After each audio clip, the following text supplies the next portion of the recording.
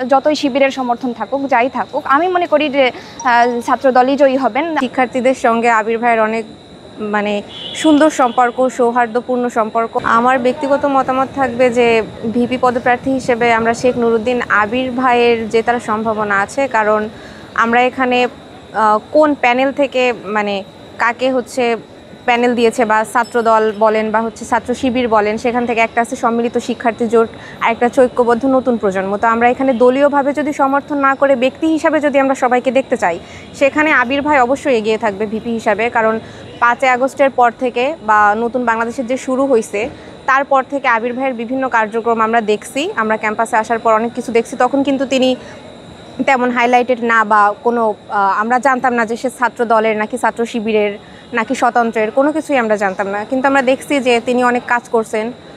আর আমার ব্যক্তিগতভাবে এজন্যই মনে হয় আবির ভাই যোগ্য। প্লাস শিক্ষার্থীদের সঙ্গে আবির ভাইয়ের অনেক সুন্দর সম্পর্ক, সৌহার্দ্যপূর্ণ সম্পর্ক। আমার মনে হয় আবির ভাই এগিয়ে থাকবে। তবে আমাদের এখানে সমস্যা হচ্ছে যে সবাই দলীয় ট্যাগটাকে বেশি গুরুত্বপূর্ণ বলে মনে করে দেখে। যেমন ছাত্র শিবিরের যদি কেউ এখানে যারা আছে এদের ভেতরে কেউ ভালোও থাকতে পারে, খারাপও থাকতে পারে, তো এখানে পুরো প্যানেলকে দোষারোপ করা হয়। অপরদিকে ছাত্র দলেরও একই অবস্থা। ওখানে যারা আছে তারাও অনেক যোগ্য আছে, তো তাদের নিয়েও অনেকে আছে, তাদের নিয়ে অনেক সমালোচনাও হয়। কোন দলকে বড় করে না দেখে আমাদের ব্যক্তিকে সমর্থন করা উচিত।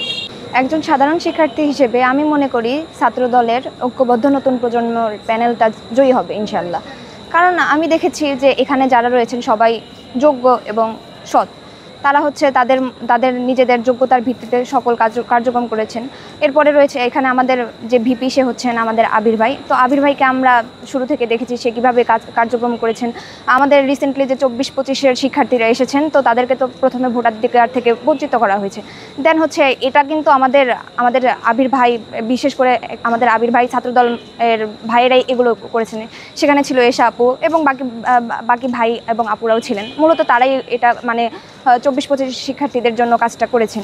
এরপরে আমরা 5 আগস্টের পরে বিভিন্ন কার্যক্রম দেখেছি। আবির ভাই তখন সেরকমভাবে আমরা তাকে ওভাবেও চিনি না, দল হিসেবে তাকে আমরা দেখিনি, কিন্তু সে অনেক কাজ করেছেন। প্লাস আমাদের যখন কোনো বিপদ আপদ হয়েছে তখন তিনি আমাদের পাশে ছিলেন।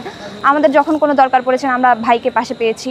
এরপরে এই আমার তো ব্যক্তিগত মতামত, যতই শিবিরের সমর্থন থাকুক যাই থাকুক আমি মনে করি যে ছাত্রদলই জয়ী হবেন। আমার মনে হয় ব্যক্তিগত দিক থেকে মনে হয়। আর এছাড়াও আবির ভাইয়ের জনপ্রিয়তা অনেক বেশি। আমাদের মেয়েরা, বিশেষ করে আমাদের মেয়েরা অবশ্যই আবির ভাইকেই ভোট দেবেন, কারণ তারা দেখেছেন সবাই যে আবির ভাই কতটা যোগ্য এবং কতটা সৎ। তো এই হিসেবে আমার মনে হয় অবশ্যই ছাত্রদল মনোনীত প্যানেলটাই জয়ী হবে।